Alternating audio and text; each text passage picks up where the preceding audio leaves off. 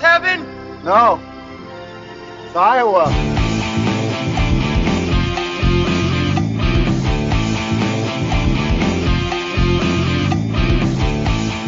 Ben, have you ever heard the story of the left hand, right hand? No, I have not, sir. Please tell me. Well, you got the Iowa defense in one hand and the Iowa offense in the other hand. And that's mighty Titanic struggle. They move back and forth until they bang into each other, and you got to have lotion for that. Yep. Oh, my goodness. That's a mighty impressive story. I haven't heard it told such a manner. That was a positively sinful presentation, Eric. Well, I swear. We're talking Night of the Hunter. We're talking Night of the Hunter.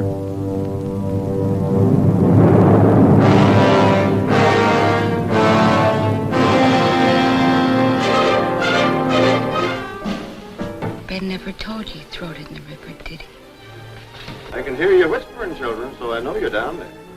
I can feel myself getting awful mad. Here is all the passion and suspense, the heart-pounding warmth of the best-selling novel that gripped millions. Burl, wake up! Come on, Burl! Superb, unforgettable performances by an extraordinary array of talent. Figured I was gone, huh? Run, hide in the staircase. Run quick! Ruby, shit! What do you want? I want them kids. I'm giving you to the count of 3 to get out of here, then I'm coming across the kitchen shooting you. The combined powers of Paul Gregory and Charles Lawton brought the Caine Mutiny Court-Martial to Broadway. Now the screen receives that same creative, electrifying impact. The Night of the Hunter.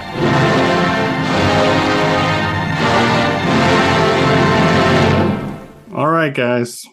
Welcome to the Pod of Dreams. If you listen, we will pod.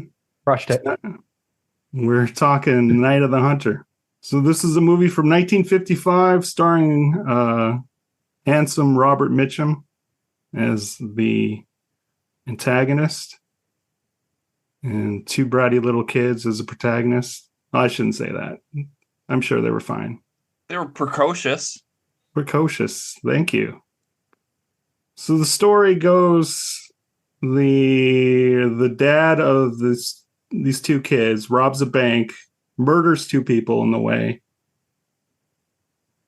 And then he gets picked up, but before he does, he hides $10,000 in the girl's doll. Well, you don't learn that until the end of the movie, right? Yeah. I mean, midway through the movie. He hid the money, and do we know that he told the son where it was? Yeah. Or the son knows. We know the son knows where the money is. They don't tell us, the audience, where it's hidden straight away, but he tells the son, he's like, and he makes the son promise not to tell anybody where the money is. And the daughter promised not to tell because obviously they'll take the money back because it's stolen. So the kids have the secret. We learn it's in the doll, about halfway through, I think, approximately. We see like the girl's playing with the money and she's like making paper dolls out of some of the money and sitting outside.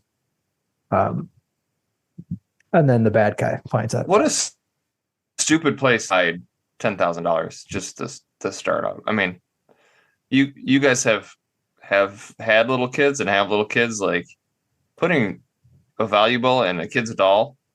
Terrible decision. Yeah, the dad wasn't thinking very well. He was kind of under duress and kind of stupid. I mean, he killed the 2 people and then just had this vision of his son keeping a secret for a decade and then having the money. That was his plan. I mean, clearly didn't think it through. But even before we get there, we get a weird... Eric, what did you think of I'm asking you specific because I just didn't know if this was off-putting for you. The very, very beginning is Lillian Gish, like reading little like Bible verse stuff to like floating head kids in space. Was that off-putting to you? Were you just like, I'm out? Didn't love it. There was a lot of like surrealism to this movie, and sometimes it worked really well. That one was just like, what the fuck is this? What is happening here? Like, sure. I was very confused. My Eric hates this radar was going off a lot. Is that I didn't love it. Happening? I loved it, but I was like, oh, Eric's gonna be like, this is too weird. Well, is somebody gonna start Eric's got to singing? get- I mean, more singing. Is this a musical? That gets my musical radar kind of like, oh boy, is Singing in the Rain happening here pretty soon? There was a lot of singing, but it was all in the context of the movie. Was that bothersome? Robert Beecham singing? No, I thought that was Gosh. ominous, his singing. it's creepy. Oh, it's- yeah. Yeah, it was terrifying. Yes. Oh, absolutely. I mean, there's something about this movie where we're getting a lot of it from the kid's perspective. I think that's part of how I read the movie is. So some of it has this almost like exaggerated kid perception. I don't know. You remember The Sandlot, that movie? You've Sure. never seen The Sandlot? Sure. Yeah. They imagine the dog is this giant, fantastic, crazy creature, but it's really just like, I mean, it's a big dog, but it's not a mutant freak 20-foot dog. There's some of that exaggeration stuff that goes on in here, which I like a Well, lot. so Kevin, you picked, this is your selection, right? Yep. Why did you pick this movie? It was a movie that I've been meaning to watch for a long time. It was one of Roger Ebert's great movies. It's on a number of great movies lists, and I didn't think I had watched it, but it turns out I did watch it a long time ago because I remembered the money in the doll. It's like Rosebud kind of thing. Yeah. But yeah, so it's a movie that I've been meaning to watch for a long time and enjoy. But So you're going through the plot, hides the Well- money, and then then we meet Harry Powell, the preacher, the faux preacher man, / serial killer. right. So I had a question because the after you see the floating heads, then it cuts to like this crazy sort of overhead view shot, zooming into this like basement, and these kids find a dead girl, right? A dead mom, probably. Is it a mom? Okay. And then they're like, oh, are we supposed to believe that the preacher guy killed this Yes. woman? Because then we see him drive 100%. off, right? 100%. Okay. He's talking to God, but God in quotes. Right. He's like, I've killed 11 women. I know you don't mind any killing, God. Doesn't Yeah, play that in he's the talking Bible. to God, and it turns out at the end he's actually murdered like 25 women. Yeah, he's So he's just a straight up serial killer, a right? psychopath who yeah. hates women and has weird issues with lust, right? We see him. He's sitting in a theater and there's a woman who's doing like a provocative dance and he can't deal with it. A burlesque show, yeah. Yeah, he's like going crazy, but there's too many people here, and that's when he gets arrested for the stolen car. So Yeah, he's a fucking sociopath. I mean, clearly. Which is a crazy thing to put in a movie in the 1950s, right? Like Right. they were, And especially he's talking directly to God, at least in his mind. Yeah, everything about this movie is an insane. and then assumes the anomaly. role of a preacher or a reverend or whatever. He's pretending. Yeah, and he believes God's on his side. He honestly believes he's doing the Lord's work by killing loose women, whatever. I don't know what his criteria is, but he's fucking lunatic. And yet somehow he got love and hate tattooed on his knuckles, right? Like bonkers. Yeah, he's just a straight sociopath. This movie is so bizarre in the best way. It's atypical for a movie in the 50s. It's atypical for a lot of movies. It's just like it's a wonder to me that this movie got made. It's just astounding. Because I mean, I love everything about this movie. I think it's superb, but it's like so weird and creepy and unsettling. And it just doesn't make sense. Like I can't really figure out how this got made. It's so bizarre. Yeah, so Harry Powell, he gets sent to the jail for 30 days, and he happens to be bunked in with the father of the kids. And he learns about the money, and he's a murderer of widows. I think he particularly zones in on that demographic. Yeah. So I had a question. There's a scene. the beginning of this movie really threw me off because wasn't just floating heads. It kind of jumps around and it sort of all jumbles the things together. I don't know. It's just kind of a weirdly edited. Well, it film. tries to bookend the movie with the woman who saves the children, right? Yeah. What are you confused about, Eric? I mean, I Well, love the editing, but it does hop around. Not necessarily confused. It was just a little disjointed to start. But what really threw me off the scene, so the dad gets thrown in jail. He meets the preacher guy, Powell or whatever. Is Powell his name? Yeah. Yeah. Anyways, and he's talking to him about like the money. And then the dad like takes his sock and like rolls it up and puts it in his mouth. Yeah, it's to show that he won't talk about it. He's gonna shut himself up. It's just such a weird thing. Like, why is he doing that? It was such an odd thing. I've never seen anyone do anything like that, and I just didn't get it. I was like, what the fuck is this guy doing? I don't know. Well, Harry Powell was trying to get him to talk in his sleep, and he felt like that would shut him up. That's like putting your foot in your mouth. I don't know. Yeah, maybe it's a weird Depression era thing. I don't know. I mean, that's another thing. This movie is set during like the Great Depression. That's right. It was made in 1955, but set probably 20, 25 years before. Yeah, because the dad's like, I'm just doing what I have to survive. Yeah, that's his rationale. It's like I'm not letting my kids go hungry. I don't care what happens to me, but I'm going to provide for my kids. I'm sick of seeing people that have money and everybody else is going hungry. I don't know. Yeah, I mean, I don't know. Yeah, that's a weird old timey thing. You wouldn't probably put that in a movie today, but yeah, that's like, I'm not. There's just a lot of like weird old timey behaviors that people, like the old man in the riverboat, like just his whole vibe is like, what is this fucking guy's deal? Also, thought he lives in a riverboat. Remember we talked about in the Mud episode with who lives on riverboats. Now we're back again. The riverboat returns. Yeah, this is the Ohio River that he's living on. Yeah, there's just some crazy old bachelor, whatever, like probably doesn't have any money. So he just lives on a shack on the Ohio River. Okay. Makes sense, I guess, enough. Old drunk. No, there's so many awesome things going on. But can we talk? One of the great things is some of the lighting in this movie is superb. The use of shadows and lighting is just like immaculate. It's just so flippin' good. I don't know how to describe it, but like Harry Powell having a shadow come in when the kids first like see him. He's like whistling and singing. Kids are in the bedroom telling a scary story, and then they see the shadow just come into the room, and they look and they see. It's just so good.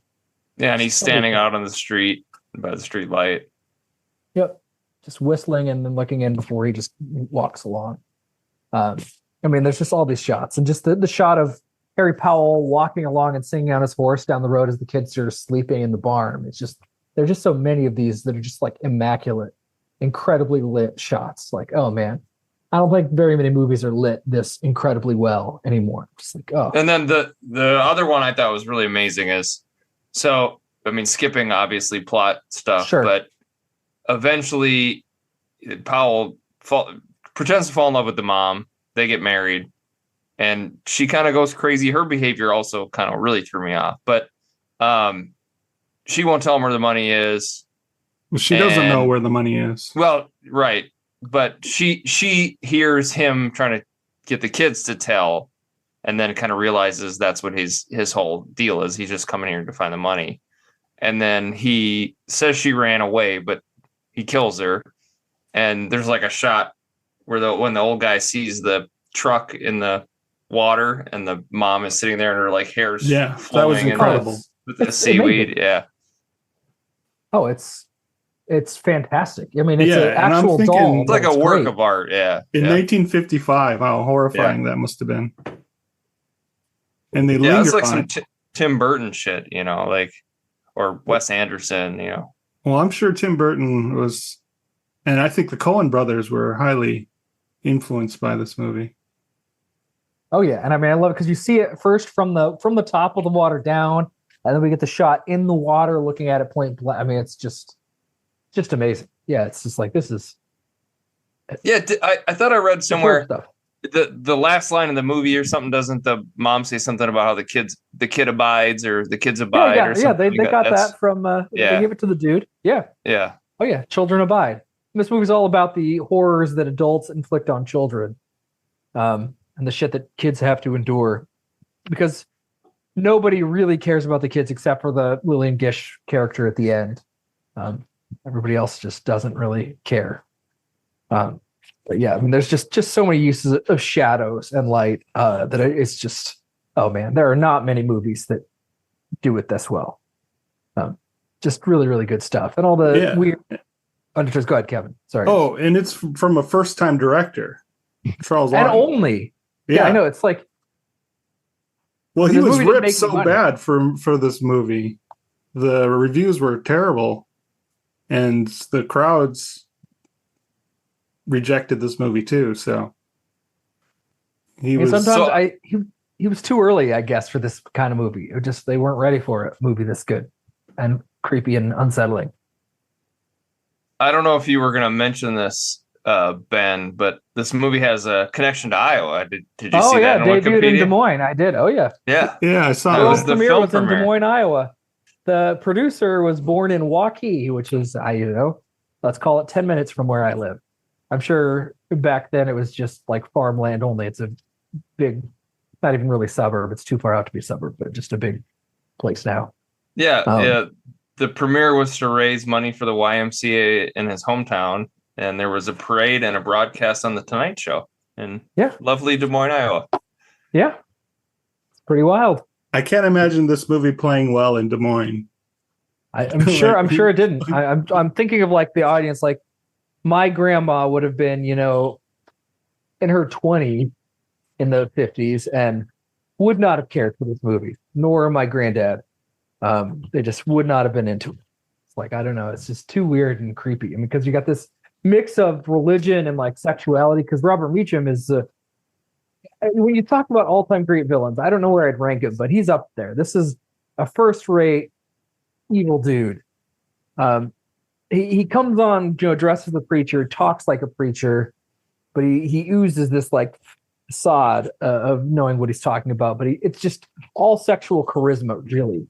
And it mixes together, but then he's got these weird views about lust and just hates it. Yeah, just the way he. Go ahead, Kevin. Yeah. Yeah, and his honeymoon, he rejects Willa, the mom, and in a really creepy fashion, he talks about how women are a temple and how they are only to procreate, made to procreate, and it just like puts her in her place so badly. I felt really bad for her. Yeah, it's horrible. Then she changes her personality and she drinks the Kool-Aid, metaphorically speaking, and starts preaching and blames herself for her husband's actions because she was, too into makeup and superficiality. And even when she finds out that her son hasn't been lying about, Robert Meacham asking where the money is, she's like, well, I'm still glad because God just did the money to bring us together. And she just disassociates. It's such a bummer that her relationship with Robert Meacham becomes the central point, and then she just doesn't really care about her children, and she just defers to him. It's such a bummer. One of the many crimes of Harry Powell. Yeah, and that's the point when he murders her in a really she doesn't chilling seem to scene. care. Yeah. Yeah, she just seems to lay there and accept her fate. It's like, you're not going to fight for your kids or anything. You just, no struggle, no nothing. Yeah, her behavior really confused me. Because she didn't seem to love him. I mean, she was more just following his instructions. I don't know. It was odd. It was a very odd relationship. I suppose she was just trying to replace her dead husband. Initially, that's what it was, right? She was going to have sex with him on their honeymoon. And then he taps a nerve with her and her feelings, because this is the 30s. Nobody's in therapy at all. Nobody can process their feelings even slightly. So she's then just goes full on crazy. And she's just like, I've got to be the wife he needs me to be. It's my duty to my husband. All while she actually, I think, does feel guilty about some of the stuff that she did. She's like reflecting on like fights she probably had with her first husband. I mean, it's a bummer, but I think you're supposed to believe at least that Harry Powell is that charming, charismatic, that he could manipulate women that well, which seems to be the case. I mean, I don't know, he seems really good at manipulating women, especially. Yeah, he had Icy Spoon under his thumb. She's the boss lady that convinces Willow. Her husband was the only one that was a little like unsure about him. Yeah, but he was too intimidated by his wife to actually like do anything about it. And she's loud and aggressively dumb. I mean, and it's one of the great choices of the movie, right? Like she's so complicit in a lot of stuff that happens. She encourages Shelley Winters to go to Harry Powell, tries to set him up and pushes to make that happen. Instantly sides with Harry Powell, like straight away. Not this woman that she's known for a long time, just defers to him. Then later on, she's one of the people leading the mob that wants to kill Harry Powell at the very end. I presume because she's just like, again, can't process her guilt and just wants to project it onto him. She's awful. She's really frustrating to watch the second time around. I probably noticed more just how infuriating she is. Well, all the women in this movie are, I mean, frustrating and kind of stupid. Except for the one at the end. I don't know her name. Yeah, Lillian Gish. Lillian Gish is the one. I don't remember her character's name. She was in a bunch of the D.W. Griffith movies, actually, including Birth of a Nation. So she's the matriarch at the end who takes care of the kids, and she's the badass. And it's refreshing to see somebody who's not seduced by Robert Meacham's charms and just knows how awful he is and sees through his bullshit right away. But I think it is that all the kids are treated badly.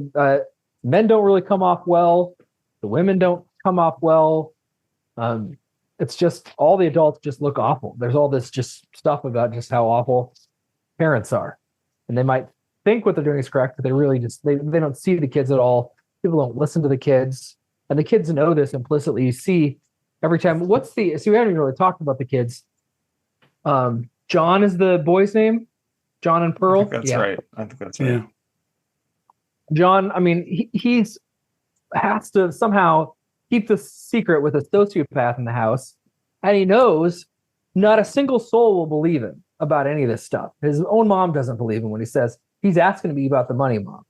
And even when like he knows his mom's been killed and this mom's not coming back, he literally can't tell anybody. He's got to run. He has no other option. I mean, that's the only. Well, he tries the old drunk Birdie or whatever his name is, the riverboat guy. But he knows the truth too, and he still wouldn't do anything about it. Because he would have been blamed. And so he's like, I'm just going to get shit-faced and not tell anybody I found the dead body. I think from that point on, the movie kind of drags. Like, I feel like that's where the movie should have climaxed and end. But then there's this whole like third act where he's being chased and he's on the run. And there's some cool, like them in the boats, it's cool visuals. And then obviously, like you mentioned, when they're in the barn and he's kind of whistling and walking up, like it looks really cool. But I feel like that part of the movie just sort of dragged on and on and on. And then they finally meet this other woman. And I don't know. It just, to me, it's like the climax of the film is the mom dies and he's, attacking them, trying to get the money. But and then so the drunk guy instead becomes the hero. Write your version of this. I mean, how does it end then? No, they just immediately find sanctuary. You'd cut out all the scenes before they get to. Yeah, maybe it just sort of dragged on. I thought, just my general feelings on it. You might disagree. Well, of course I do, but that's fine. I'm just trying to flush out what your qualm was. I mean, I like the part as they're just drifting exhausted down the river. He's still just always there. He's just this unstoppable force. Just keeps weaseling away. I mean, he's killing people, stealing horses, and he's handsome and he's wearing, he's a quote unquote man of God. And he's able to just weave through without challenge by anybody ever. Yeah, and certainly from the kid's perspective, it's like he doesn't even sleep. He's just constantly on the prowl. And I think that was pretty terrifying. I thought that kept the tension up. I didn't think that part dragged. Yeah, and even at the end, I mean, and the movie's short. I mean, it's like an hour 40. I mean, it's not super long. Even at the very end, and I know I know what's going to happen. That's the second time I've seen the movie, and it's still super tense the second time. And even when like Lillian Gish is sitting there and Harry Powell's like just standing there whistling at the fence at night, he's just standing there, like it's so chilling, and you're just like, oh gosh, where is he? How's he going to get in? What's going to happen? Yeah, I love the moment when I think it's her name is Ruby or Rose. She Ruby comes is the older girl, right? She comes down with the candle, and it kind of wipes out his shadow at that moment, and he disappears. That was a very nice touch. So eventually Apollo tries to get them and he gets shot, right? And then the police arrest him. Why didn't John like not testify or not say something at the trial? What was that all about? I didn't track that. Why didn't it was another John thing tell everybody? It was another thing they're putting on the kids. He has to testify, right? Like he's got to identify the killer. Yeah, but this dude killed his mom. Like, yeah, but he's 8. I think most of the time we wouldn't rely on the testimony of 8-year-olds for this kind of stuff. And he clearly could not handle it psychologically. We see him breaking down when Harry Powell's arresting. He cracks under all the pressure he's been under, right? Even though he's reliving the trauma of, his dad being arrested. And he just hits him with the doll. Says, I don't want the responsibility. I don't want the responsibilities. The money falls out. He's just exhausted. He's had to carry all this weight for this whole time. And this is just one little I don't know. Like, were you really expecting him to come out and testify? What do you need him to do? Just point a finger at this guy? He killed my mom. It's just another layer of trauma, another thing. I don't know. That's what I saw. Along with the mob trying to kill him, and just I don't know. I love the way it ends too. It's just creepy. Shelley Winters tries to take the kids away, or not? Lillian Gish tries to take the kids away from the mob. It's just such a weird, interesting way of ending it. Like, we don't see the hanging, but we imply that that's what's going to happen, and we get to kind of live a vicarious joy through it. Like the hangman who's upset at the beginning of the movie killed, John's dad. He's like, well, this time I'm going to kind of enjoy it. So you get a little bit, but it's still creepy. The mob is creepy and unsettling. Just seeing the lynch mob form, as people just become psychotic. I don't know. I love the way it ended. Yeah, apparently that was based on real life character. Harry Powell was based on. Apparently, he was about to be lynched when the police saved him in real life too.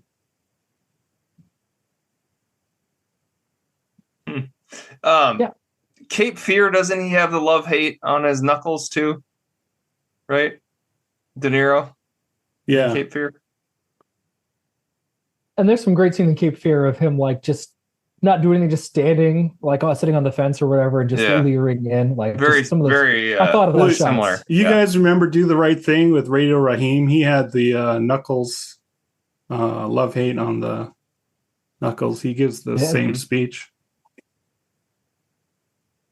So Spike Lee loved this movie. Scorsese loved this movie. Oh, I'm sure. I love this movie. This is a just superb movie. Everything about it is it's so incredible. It's like, I don't know. It's such a weird anomaly. Seeing a movie this dark in black and white, like almost all of it was shot on a studio, but I love the way it looks. It looks real, but almost like just slightly askew, just enough to give it a little bit of like, we're kids and we're feeling the kids' fear. I don't know. I think it's utterly fantastic. Ben, what did you think at the end when Harry Powell was shot and he gives like a weird howl, like he's a cartoon character? That was the one thing. So I think this is almost a perfect movie. That would be the thing where I'm like, that whole sequence was. Didn't we hear a cat sound? Like there's a cat, and then I think she shoots him, and he makes a like almost like it made me think of like a Wile Looney E. Tunes Coyote. sound. Yeah. Yes. And he runs off like he's Wile E. Coyote. Yeah, he jumps up like he's been shot in the butt, like a Looney Tunes character. And then just scampers off. That was the one spot where it was like, okay, was not super clear how that all went down. See, there's the whole movie kind of was sequences like that. That's just one example for me too. It's like so many things like how is this happening? And it just seemed sort of cartoonish and very surreal. Those are some of the reasons I didn't love it. Like I can see a lot, like all the things you said, I think were on point. But some of those just sort of weird, like it's a really weird movie. Oh yeah. It's not straightforward at all. That's part of why I love it. I mean, I didn't need it to be straighter. It's got just enough little touches, right? I don't want a whole movie of the heads floating in space hearing Bible stories, but like it set this tone, like we're kids hearing a story, and there's all these little stories told to the kids all throughout the movie. Almost all of them are biblical stories, and as they just understanding and processing reality. And Pearl asks John to tell her a scary story at one point. She does. And then Pearl just like not understanding anything. She's being just too little to really grasp anything. Like she just doesn't perceive the danger they're in and just doesn't get it. And John has to it's like this is my new daddy. That's all she really cared about. I'm awful fond of him. Yeah. And she just didn't get it. Even when they're like floating down the river in the boat, she just goes along with them because she's so little and just implicitly trusting. And it's like devastating that she's been treated so badly. And she's just like, can we go home now, John? And she just does not get like all the horrors that have happened. She just hasn't processed like, okay, your dad was killed. And then other kids are so mean. We even talked about the scene where the kids are like, singing the Hangman song? Hangman. Oh, man. Them. Hang, hung. Yeah. It's Brutal. like, it is brutal. There's all the casually cruel things the kids have to endure, but she doesn't get that, like, okay. And then her stepfather murdered her mom and really wants to kill them. At best, just wants the doll, and then they're going to be orphans. Like, it's like just doesn't get how her life just immediately is like gone in the shitter, basically. I don't know. It's Harry Powell wanted to kill the kids, though, on top of the money. I assume, although I think if Lillian Gish had been like, here is the doll and the money, go, he might have. I don't think he cared enough to, he didn't seem like a guy too concerned about money. That also was confusing to me, that he was motivated to get money. He didn't seem to give a shit about money. Yeah, he felt that it was God wanting him to get that money. And I don't know what he actually planned to do with it. I mean, I think just do something self-serving that he would convince himself was related to some esoteric holy mission. I don't know. He felt it was God's will that he should have that money, and then he just became determined to get it. I mean, he makes some goofy choices, but I think like there's a scene where he's still being ostensibly nice, and Pearl's almost about to tell him where the money is, and he takes her to another room, and she's like giving him like just the tiniest bit of resistance. She's like, "I'll snap your little arm." It's like, okay, I think if you'd tried a nicer approach, you might have had success. But I just don't think he's used to being resisted at all. He's used to just breezing through, and everybody defers to him. He's just used to his charisma and his fake authority that I don't think he can't tolerate any meaningful resistance. And I really did hate that woman who had the restaurant and made the fudge. You don't get a lick of my fudge unless you come to the Sunday picnic. Okay, lady. And all this stuff about sex and like her acting like she's above sex, but then she's clearly into Robert Meacham. I just think about my canning when my husband's boning me. I mean, she didn't say those exact words, but that was implied. Yeah. Yeah. Like, okay, God didn't want you. Lust is for men, not for us. Okay. Is that what you think about when you're boning? Canning fudge?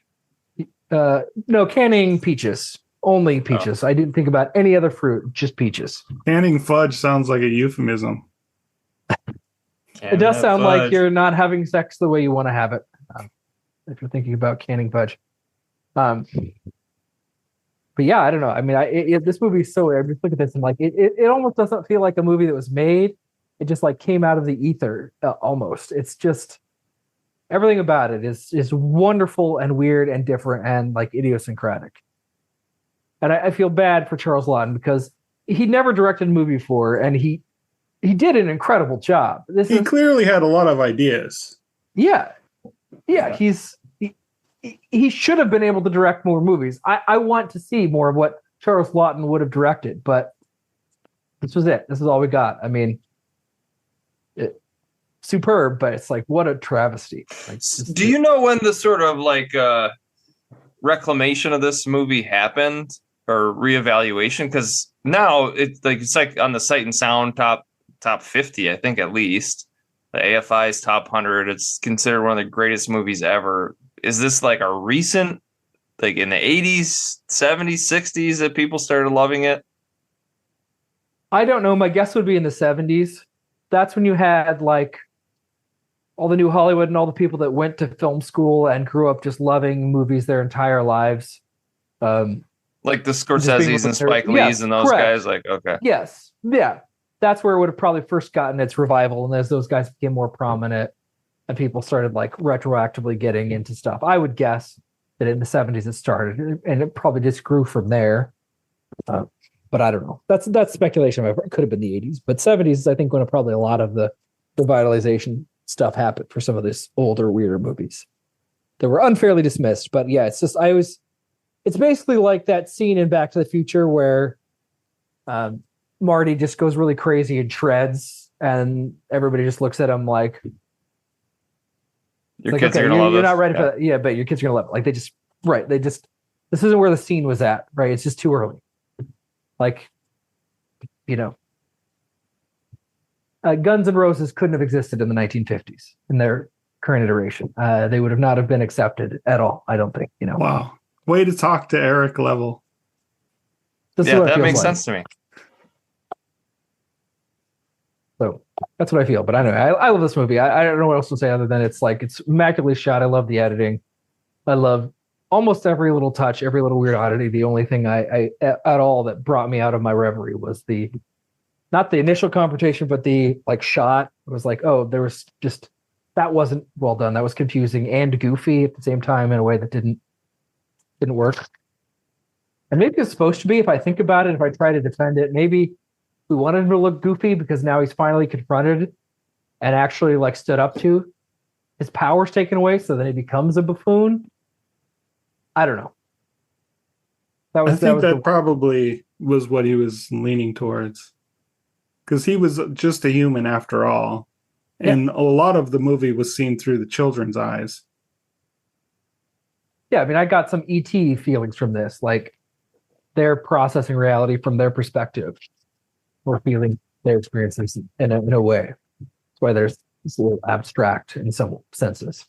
Yeah, it just looked kind of goofy, but that does make sense. It's like, oh yeah, well, he might seem, ephemeral, but you hit him with a shotgun or whatever kind of gun it was, he'll feel pain and he'll react to it. I mean, actually, it makes me think of No Country for Old Men. How, the Sugar's kind of a very similar character to the preacher guy, and then in the end of the movie, he just gets hit by, in a random ass car accident. He's all fucking busted up, and he bleeds, and his bones break. Somebody runs a red light. Yeah. Yeah. Look at that fucking bone. Yeah.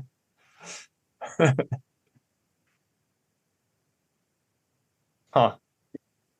But yeah, I don't know. I don't need to belabor it. Does anybody else have anything to say about this wonderful picture?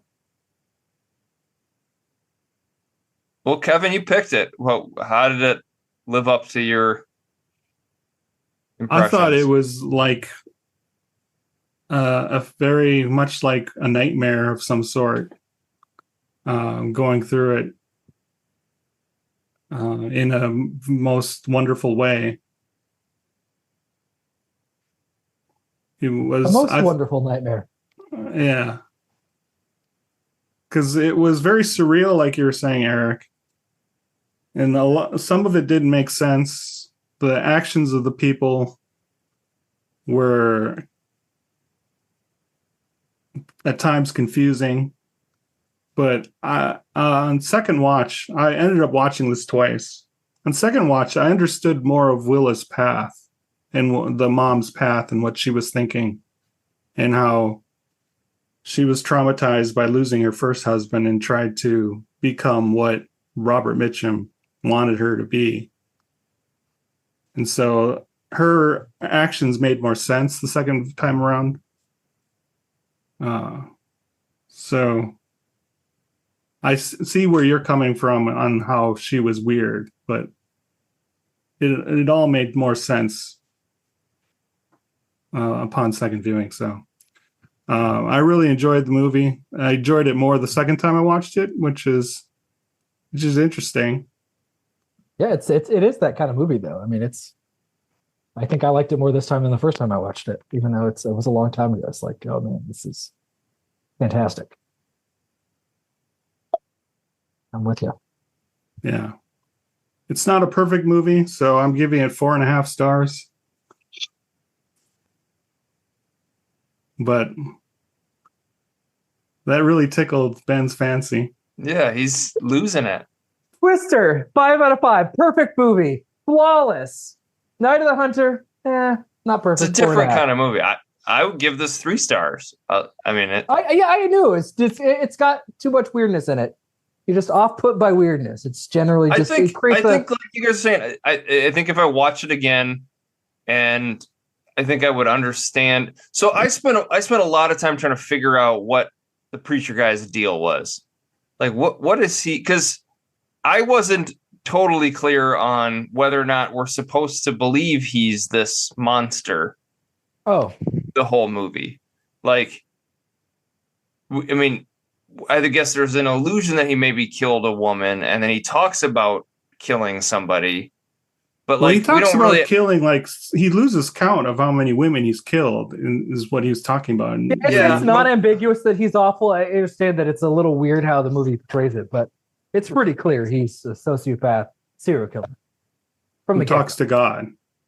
Yeah, he believes he's doing the Lord's work. Yeah, I just think if I watch it again and just knowing that this is this monster that's coming to chase these kids, and you know, I think I'd get maybe a little more frustrated with like the mom. Like, why is she not more careful or skeptical of this guy? Then all of a sudden, why are these townspeople not like, other than the one guy? It was just some of the questionable actions and things like that just I butted up against.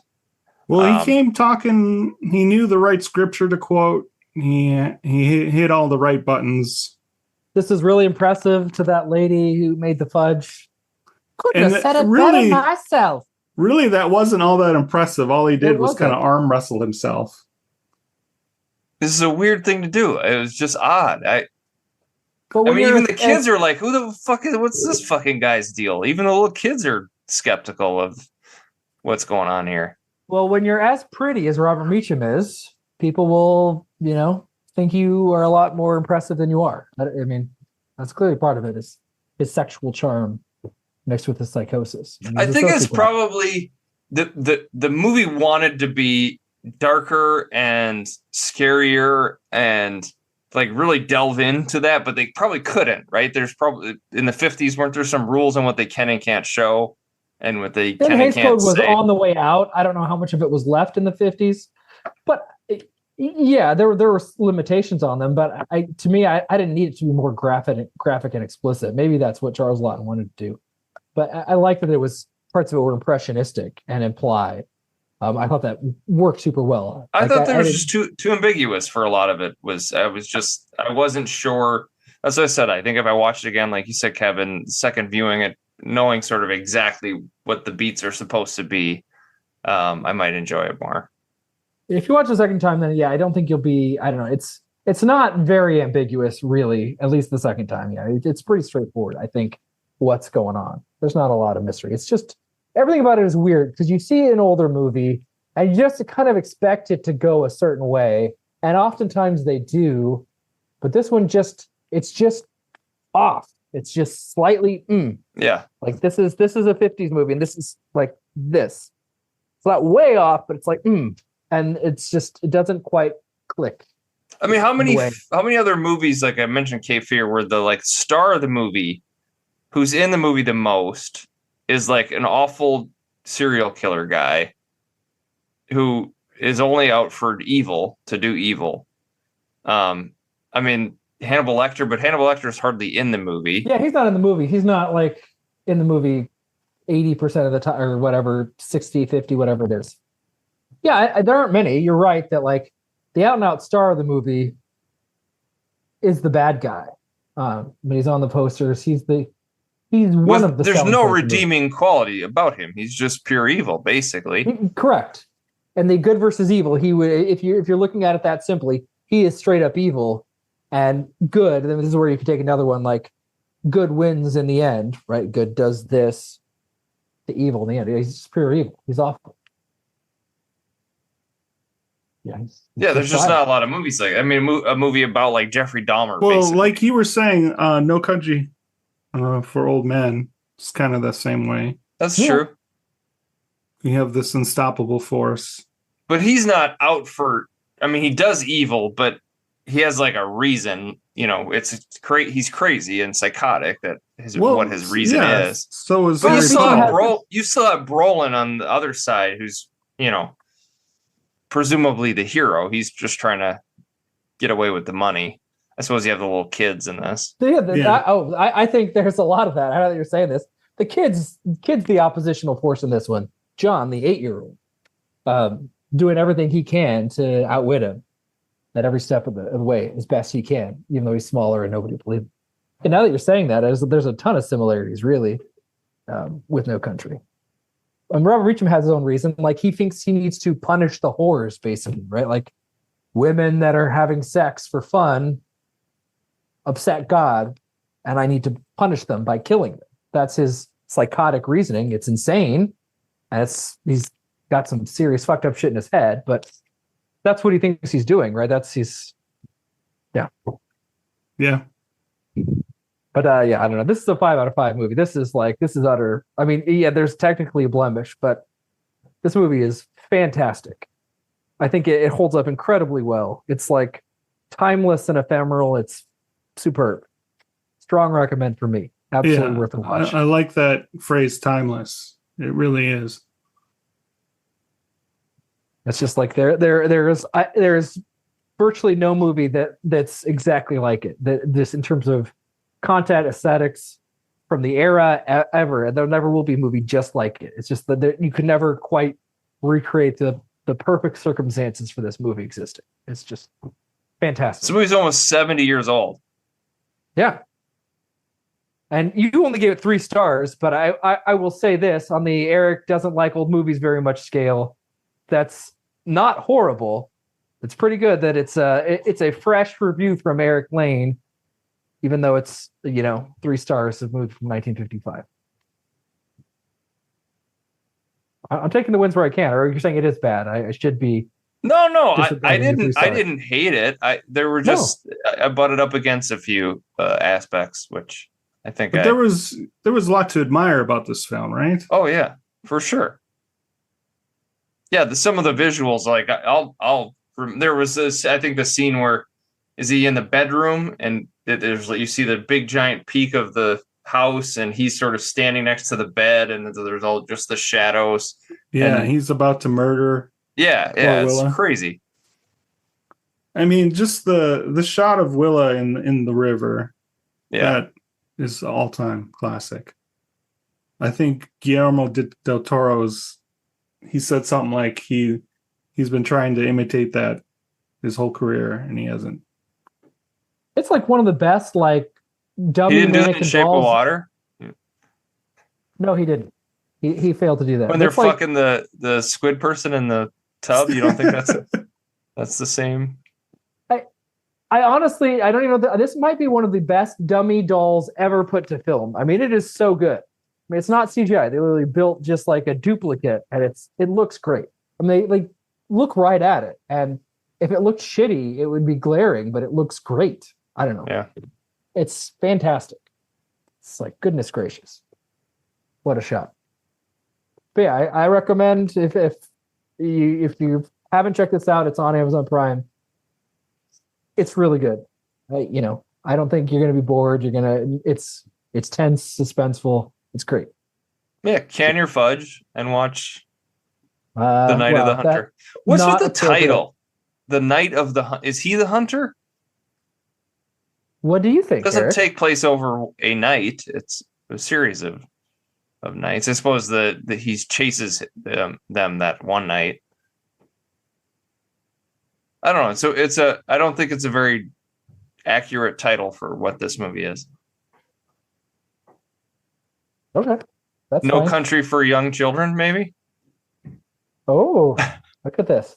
So you can at least, Eric, see why so many of the directors who make movies you do love were inspired by this movie. Yeah, for You can sure. see, like, I get, because with like Ace in the Hole, you didn't seem to get it. You're like, why do people like it? But this one, you're like, okay, I maybe don't love it as much, but I can see what other folks might have seen it. Yes.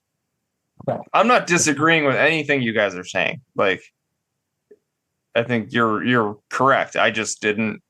I butted up against some things that you guys seem to either don't agree with or didn't bother you. That's true. Fair enough. It's no Twister. It's no Twister. It's not. Not at all. It's not a dumb popcorn film, that's for sure. Twister is so much better. Just hooray. Has anybody All right. remade this movie? Yeah, I think it was remade, made for TV, I think. Oh, really? Okay. So it seemed like a Prime, someone would remake it kind of film. That feels like a utter mistake to me. But I mean, I didn't even know it existed. I have no interest in. There's just not any way you could actually improve upon this movie from my perspective. So many things that are great about it it's not possible to replicate.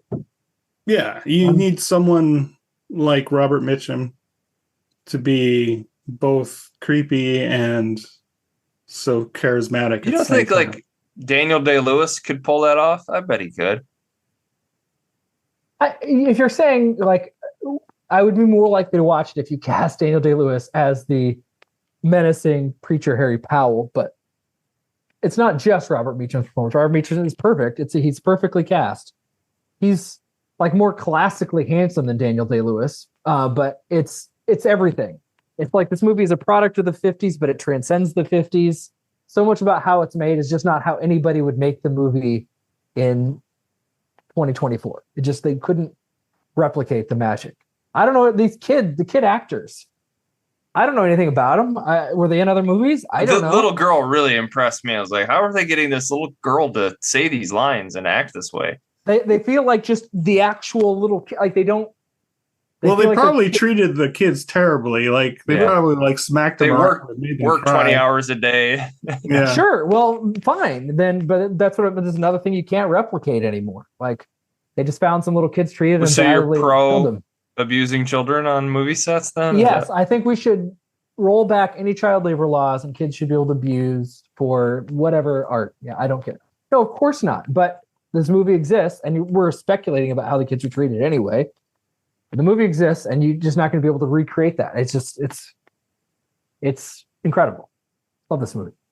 Great. Okay. Anyway, shall we talk about the movie we're going to see next week? For Eric, this was a 3-star movie. I guess we solidified that. That's canon. Yep. Okay. Yep. Yes. He can't change his opinion ever, no matter what. So this movie will be, I guess, traveling forward in time from 1955 to year of our Lord 2000 is when this movie. 2000, huh? Yes. Yes.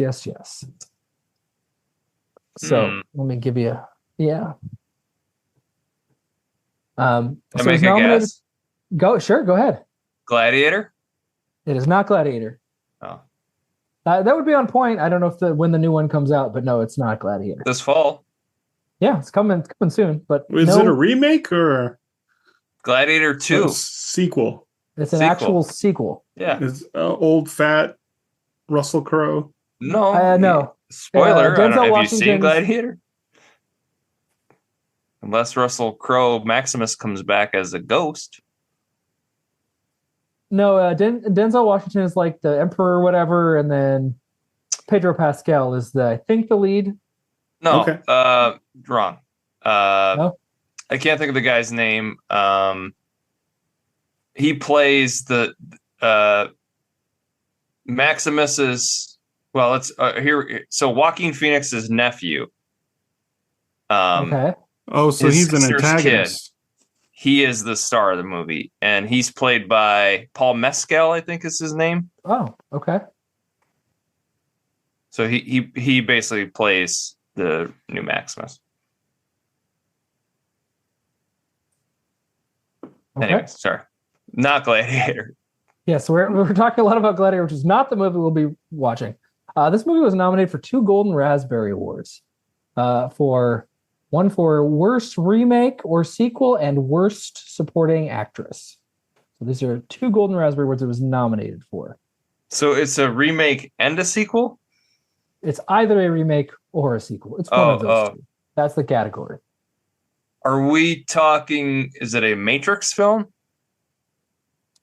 It is not one of the Matrix films. Okay, that would have been later than 2000, right? It would. Okay. Matrix came out in 99, so yes, I think the next one was after that. So, all right, it was also nominated for a Stinker Award at the 2000 ceremony for Worst Song. I'll tell you the name of the song that was nominated. The name of the song was Limp Bizkit's "Take a Look Around." Oh, No. Mission Impossible Part 2, right? That's it. You got it. Wow, you know your Limp Oh, Bizkit, sir. Dude, Oh, I wow. fucking had that. I had that soundtrack. It's got a Metallica song on it. I fucking rocked the shit out So of that this is soundtrack. the Come John on. Woo Yeah. Correct. directed one. And who is the actress that is it Tandaway Newton that got? Yep. Yeah. Yep. Wow. So I'm interested in the overall. Now I know revisit- why you want to hate me. That's the song. That's the Limp Bizkit song. God, that sounds terrible. Fucking Oh, love that that, was a song. flashback. Maybe I just made a mistake and I should give her a break. Oh God. That was a long But time my ago. heart or lake, either way. So what the hell? What you want me to say? Okay. What the heck? So- This is a terrible sequel. Well, so this is part of why I wanted to. So Wrong. I saw this you in are the theater. so wrong, Kevin. I could Blasphemy. use a good. Blasphemy. I could use a good Eric and Kevin fight. So I hope that happens. If you had asked me what the worst Mission Impossible movie was, I would tell you 2, but I have not seen it since the theater in the year 2000. So it's literally been 24 years. I've seen the first one a bunch of times, and I've seen all of the other ones only once each. So I'm on my own probably going to do some revisiting the Mission Impossible movie. But Well, let's in start the with year what I thought. 2000, I convinced myself it was a good movie because John Woo directed it. So I have watched this movie a number of times. Oh wow, okay. Honestly, Well, like I'm looking- 75% of this movie is in slow motion, and I'm totally here for it. So. Okay, all right. Well, I'm excited to rewatch it. I'm excited to talk about it next week. I was considering Hard Boiled, which is now available to stream on Prime, but you have to pay. I haven't seen Hard Boiled. That's on my to watch list. Oh, but You've never Hard-boiled. seen it? I've never seen Hard Boiled. They I also saw have it in the theater. Incredible. Yeah, I will be watching it at some point. But I want to talk about what is often considered the worst Mission Impossible. I want to see if that holds up. I want to talk a little John Woo because I think that's a conversation to have. Sounds like possibly have an argument about Mission Impossible 2 between Eric and Kevin. I mean, are there All this and more. are there doves in a John Woo movie? Yes. We'll probably argue. Yes. I like think this there's more than football- one dove scene in this movie. I like that this is the only weirdness Eric likes. Random slow motion, somewhere over the rainbow, doves floating in the middle of an action sequence for some reason. That's the only weirdness Eric's fond of. Yeah, it's great. So now I'm really looking forward to next week. So yes, Mission Impossible 2 is streaming on Prime along with the other Mission Impossibles. Fine, I barely remember it. I have very few memories of it. It's time to revisit. We'll chat about it next week. We'll talk. I Disappear. That was the Metallica song. Hey, hey, hey. Wow, this was in your prime, right, Eric? Oh, I was full on prime. You were mode 18 there. when this came out. You were like graduating high school. Yep. Have to go to the U. I was gonna becoming a man conquer the about world town. at that point. Me and Limp Bizkit, we were gonna take it over. Getting Kid Rock. You're just like you were not to be trifled with in the year 2000. Oh, I'm excited. So I'm sure Hard Boiled's a better movie, but we're gonna talk Mission Impossible 2. Made the right choice. All right, sounds great.